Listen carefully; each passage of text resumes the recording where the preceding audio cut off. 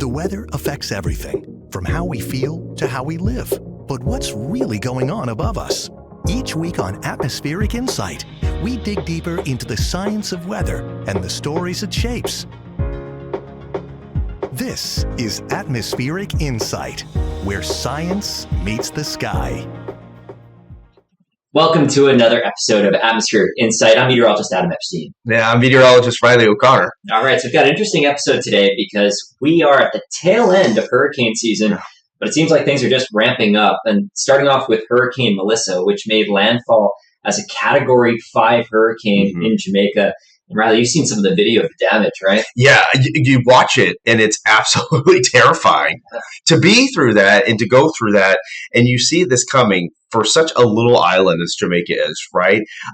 And the people, I watched stories of people who were staying on the island. Right. Either they couldn't leave or they weren't leaving, and your thoughts go out to them because when this thing came through, it was just a monster. Yeah, it was worst case scenario, right? You had the storm, which was barely moving, crawling north at 3 miles per hour. Category 5 landfall, wind speeds gusting over 200 miles per hour. Structures just can't withstand that. And it set some records. This was the third lowest pressure. That's how you measure the strength of the storm on record in the Atlantic. It made landfall at that pressure. And then wind speed wise, sustained winds of 185 miles per hour when it made landfall. That's tied for second strongest ever in the Atlantic. Right. So talk about evacuation. It's an island, very difficult, millions of people there. And the terrain of it, too. You think about the mountains and how much rain can fall in a short period of time and the flooding that happens with those people. And, you know, there's resorts down there, too. I mean, people go down for vacation and people live there. One thing I was watching to see where it was going to land, we kept watching it, and it kind of went a little bit farther west as the models came in. But it really, for a minute, I thought Kingston was going to be hit harder than what it was. Right. So if you're not familiar with the geography of Jamaica, Kingston's on the east side of the island, the capital, and this made landfall on the west side of the island. Still impactful for Kingston, but it could have been much worse depending on if that track went a little bit farther to the east. So I want to take us into our first topic today on atmospheric impacts about the most memorable tropical storm hurricane for both of us. And for me, that's Superstorm Sandy. And for you, it was as well. Superstorm Sandy. I did clearly, and I remember watching this thing, and when it was making landfall, I don't think I left the TV the whole time.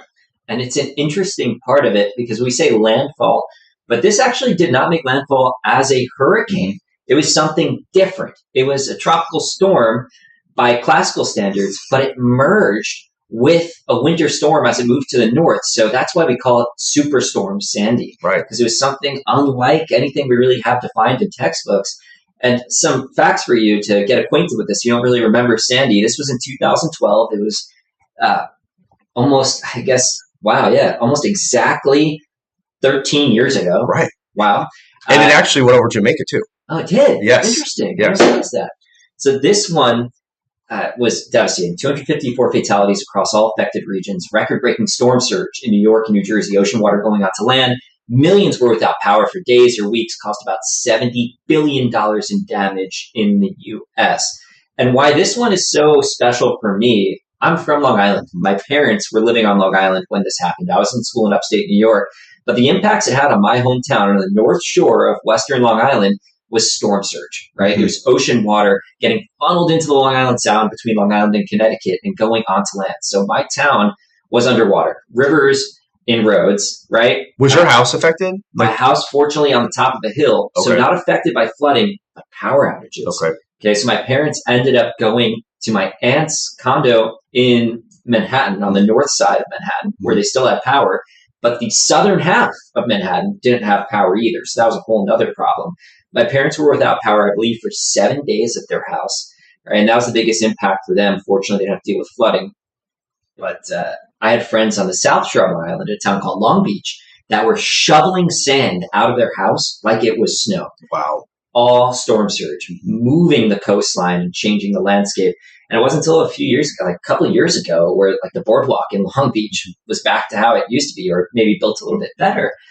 But this recovery was insane. So what do you remember about this? Yeah, I remember one thing I wanted to ask you too about this is really the left-hand turn, right? Mhm. Because typically it goes out to sea, right? Yep. There is phenomena going on. The jet stream, it got picked up by the jet stream, a blocking high over Greenland, and that helped it make that left-hand jog. You as a meteorologist watching this and knowing this is your home state, when you saw the models, in particular the European model, make that call if it was going to jog left, what were your thoughts on that? So I actually remember this vividly because I was in school while it was happening, and in synoptic meteorology, one of like capstone classes when you major in meteorology, our professor threw out the itinerary for the day and the week really, and we talked about Superstorm Sandy 7 days out, which is kind of rare. And he was saying like this could be the perfect conglomeration of what could be a devastating storm. And we went through each aspect of it, including that turn, because it got captured by that winter storm, that front, and pulled it back towards the west. And it's going right for New York City and the tri-state area, New Jersey area. So I was looking at that. I remember calling my mom like 5 to 7 days out and saying, "Hey, watch out." Mm-hmm. And she thought, like, "Oh, he's just a kid in school. He doesn't know what he's talking about." But it wasn't even coming from my forecast. It was my Professor Wysocki, brilliant man.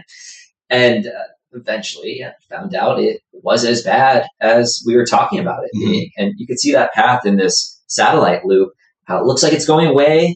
Then that cold front comes through and that center of the swirl just dives left, right into the U.S. Yep. That's it. Do you think the people took it, the people of New York, all of that area, do you think that people took it seriously and said, okay, this is really going to happen? Or, you know what, we've been through this before. We're going to go out to sea. Do you think enough people took it seriously to evacuate and get out? I don't think so, because it's happened before where New York has been threatened by a major hurricane and it wasn't as bad. And this happens all across areas that can be impacted by hurricanes. You have this bias thinking, well, they were wrong the last time, so they're going to be wrong this time too. Like, I was fine, I'm going to be fine again. And unfortunately, that's not always the case, right? We saw that stat about over 200 fatalities from this storm. It's our goal as meteorologists to keep everyone safe, right? And that's one of the toughest things to do, because if you overwarn, then all of a sudden you lose some trust, some credibility. But if you underwarn, then you're risking people's lives. Right. So that's a balance we need to find. Any other closing points on Sandy for you? I just remember also not being from New York, but had visited. I know you're from there. Just watching the subways get flooded. Yes. And thinking, how long is this going to take to get back to normal? Right. Yeah. The subway flooding was like waterfalls. Down there. People were wading through it still. I can't believe people were going down there. Right.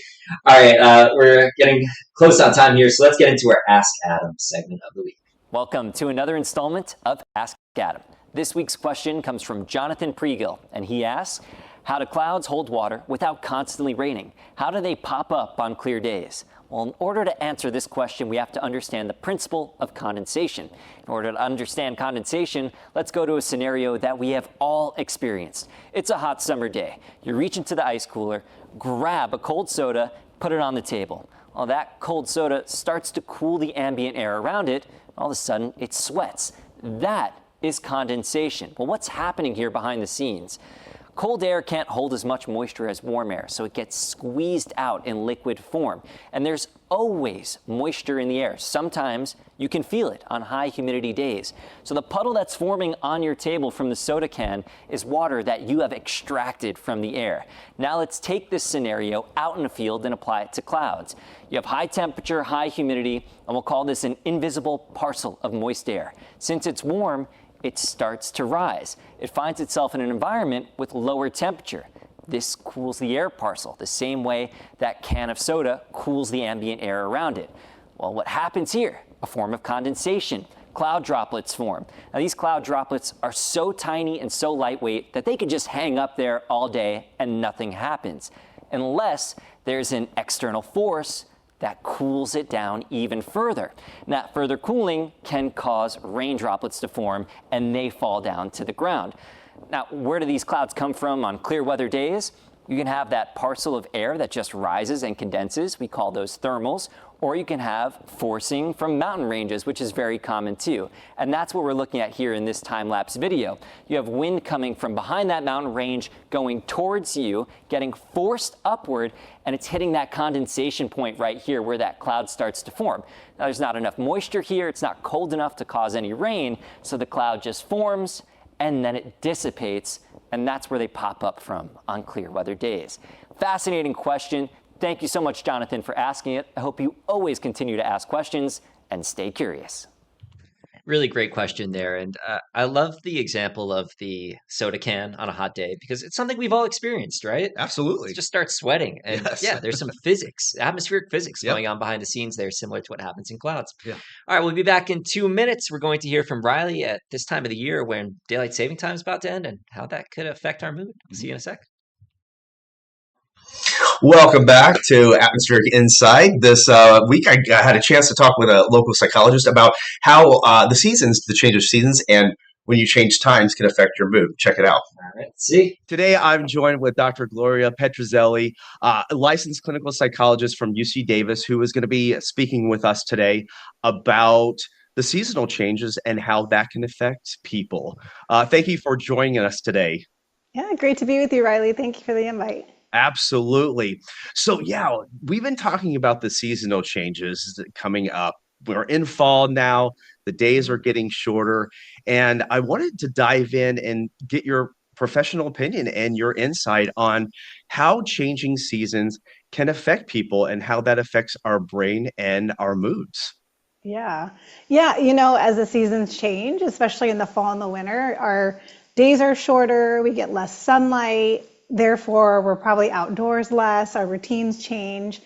And, with that, we react to that. Our brains are really, sensitive to our environment. And so it's a neat example of how our biology and our environments are connected.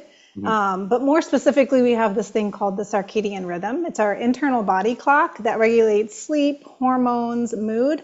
So when our seasons change, our bodies kind of adjust to that. So there's a time period where they get a little bit out of whack. Yeah, and talking about that a little bit more with the rhythm, our sleep rhythm, right? How does sunlight or lack of it, play into a role of how we feel during different times of the year? Yeah, I don't think we realize it, but sunlight's really crucial to our brain health. So, to get a little scientific here, so sunlight helps maintain serotonin levels. So serotonin is this referred to as a feel-good neurotransmitter in our brain. So when we have ample sunlight, that the production of serotonin is great. It helps produce vitamin D, and we're feeling good. When we have less sunlight, so sunlight decreases, serotonin levels decrease. Can you take me through how the characteristics of this? So how would you know if you have this, or if you're just tired, or you think you're just tired? How do you know to maybe seek professional help with this? Yeah. So we have some general risk factors, and then if we look at our lives, if we're tracking how we feel throughout the season changes, if our mood is changing consistently for several days at a time. Yeah. Regarding the weather, when we change seasons, it goes from hot and everybody's outside and playing and involved in different activities, and then we go into more of a colder season. What advice do you have for people that are just not used to the change, or they are not ready for the cold weather? How can they stay active and keep their spirits up? Yeah, I would say certainly have a routine. I think routine is one thing, as difficult as it is to kind of keep sometimes. Sticking with a regular routine with meal times and sleep will provide that structure. That's great advice. Thank you for sharing that. I have one last question. As we prepare for standard time, it's in a few weeks coming up, what's the best advice? And I know we went over this a little bit. What's the best advice you can give to those who are anxious and are not looking forward to that earlier darkness? Yeah, right. So seasonal affective disorder, or even the seasons, they're predictable. So we know when they're going to come. We can usually sense the change in weather. So it's like, okay, let me start getting and prioritizing sunlight. Let me prioritize those walks. You can just start incrementally getting up a little bit earlier, 5 minutes each day. So, inching up your clocks to be prepared for the time change. Be proactive in that scheduling. Perfect. Yeah. Make your evenings cozy and enjoy the change, right? I mean, just like nature, we have our seasons too. So try to be kind to yourself and and take it easy, you know. Dr. Petrozelli, thank you so much for your time today. I appreciate it. And thank you for joining us for our Atmospheric Insight segment. Yeah, great. Thank you for having me.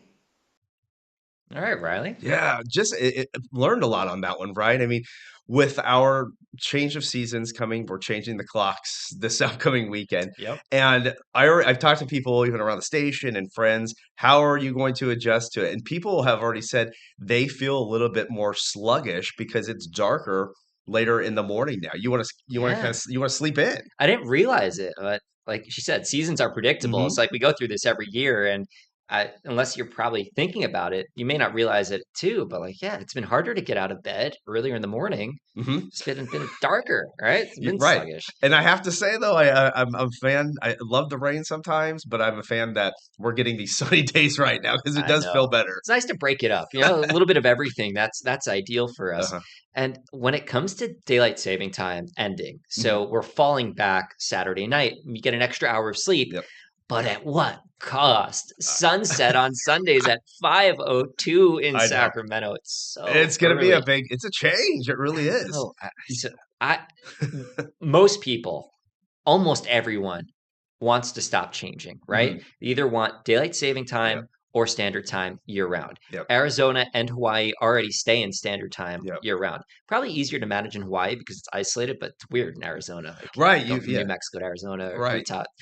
Anyway, I would prefer daylight saving time year round. That Right. would mean it stays darker in the morning, but it stays brighter later at night. Do you have an opinion on what you prefer? It's both. Honestly, I do like the longer days, the longer nights for sure. But also, it's easier with kids in the morning when it's lighter earlier. Totally get that. And Yeah. for safety Yep. reasons. Yeah, you Going to want the later. school, especially biking. And Wait, all so that are stuff. you telling me that you're a proponent of the switching? You like going back and forth? No. No, Riley, I'm come on. gonna say no. I'll say no. Okay. I'm wishy-washy. That's the thing. It's hard to make a decision. Yeah, I know. I like both. I like both in different ways. Well, fortunately for you, the gears of government grind so slowly.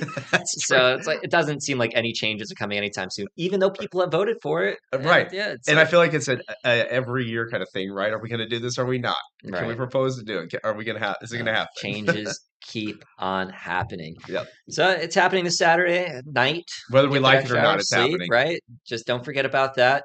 On another aspect of it, pets, they don't understand, No, right? They want their food at the time they think they're getting they their do. food, Otherwise, they right? sit and look at you like, "What is happening?" They wake up when they think they're Yeah. waking up. So I think that's a funny aspect A too. little trick that I do. I want to share this. I Yeah. actually changed my clocks the day before. Oh, okay. And then not the night of. I don't do the whole 2 a.m. thing. Mhm. I actually do it the day before Yeah. and start planning for that. I mean, clearly your phone is not going to tell, it's going to have the right time. Right. But to just kind of get prepped for it, because my kids are always like, why are the clocks already different? I'm like, because we're just getting prepared. So don't worry. In a few hours from now, it's going to be perfect. It's fine. I like you staying ahead of the game. All Yeah. right, thank you very much, Riley. We'll be back in 2 minutes with more. Welcome back. And I just have to say, we were talking in the commercial break about daylight saving time still. And Riley, you were telling me your dad would wake up at 2 a.m. to change the clock? Every year he would do that. He made sure that I was like, why? He's like, well, that's when you have to do it. Yeah, I mean, technically, I right? clearly do not do that. Wait until the next morning or feel like you would be a bit proactive. Yep, he was on it. He wanted to do it at the right time. All right, don't forget about that. All right, it's time for Weather Works from Genevieve Melzer. Let's see where she's taking us this week. As we head into fall, cooler temperatures and crisper air make it the perfect season for an outdoor festival and a cold craft beer. One local brewery is tapping into that seasonal vibe with a festival that's as much about the community as it is about the hops. I sat down with one of the co-owners of Oak Park Brewing Company to find out how the weather plays a role in their business and their upcoming event. Does the weather impact business and affect people's drinking habits? It does typically, and I think I can speak for a lot of breweries here in the Sacramento area. Yeah, when the colder months, things slow down. When the weather starts to get a little cooler, things slow down. Also, when the rain, when it's real rainy out, people don't want to come out, and also like the heat, summertime when it's triple digits. You just want to stay in the house. But, so we see trends in the weather. Like whenever the weather changes, we know what's going to happen, so we try to prepare for that. Are there certain beers that sell better in different seasons? When I got into craft beer, that was a thing. Not so much these days. We try to stick to it. I know when I got into craft beer in the wintertime, I knew I was going to get the barley wines, the imperial stouts. I like big beers, the double IPAs, the triple IPAs, but not so much now. There's so many beer brands out. People are pumping out what sells the best. So some breweries might do like a saison, which typically back in the day you would get like in the spring and early summer. But you just have to make adjustments. And the beer culture, it's changing a lot. It's like when I got into craft beer, we had those seasonal beers. I know one beer that you can only get around this time of year is the pumpkin ales. You have a special event coming up. Tell us about the People's Beer Fest, and when is it? It is a day of celebration through paying tribute to Mr. Theodore Mack and other pioneers. Typically, we have the event the Saturday after the 10th of October, or next year it's going to be on the 10th. So the 10th of October is the day that Mr. Mack opened up People's Brewing Company in Oshkosh, Wisconsin. That date is synonymous with the People's Beer Festival, and it's also synonymous to the National Black Brewers Day, which was activated by the National Black Brewers Association in August of 2023. What makes fall a good time to host the People's Beer Fest? I did an event on this past Sunday. The weather was great. So when the weather's good, not too hot, not too cold, people are going to come out. What would be the ideal weather forecast for this event? This year, we're supposed to be at 80 degrees Fahrenheit. I think that's perfect with a little bit of sun. I think this year is going to be a really, really good weather event, So I'm super excited because I've been keeping tabs on the weather for since January, and it was slated to be triple digits. So it's saying that it's going to be 80 degrees on our event day. So I'm super excited about that because I won't be walking around sweating, sweating all day. Have you had to deal with triple-digit heat at any of your past events? Our last 3 events was triple digits. Yeah, and the turnout was still great because, we realized at 4 p.m. the temperature dropped drastically. So it went from triple digits to like lower 90s, and then by 7:30 it was really nice. Whether the forecast calls for sunshine or a little fall chill, the People's Beer Fest promises good brew, good vibes, and a whole lot of local flavor. As always, keep your eye on the forecast and make sure you're ready for whatever the festival brings. Now back to you guys. It's John via Melzer reporting there. Riley, are you a double or triple IPA type of guy? I've had double IPA and it did not do well. No, And the taste of it, it's just too much. Too much. for me. I agree. Taste buds change over time. I've experienced that a little bit. I like onions now. I'm starting to like coffee a little bit now. All right. But beer is just it's not for me. not the triple IPA. You're done. You're gonna pass on that one. That's it for me. All right. Thank you so much for joining us for another episode of Atmospheric Insight. We'll see you again next week.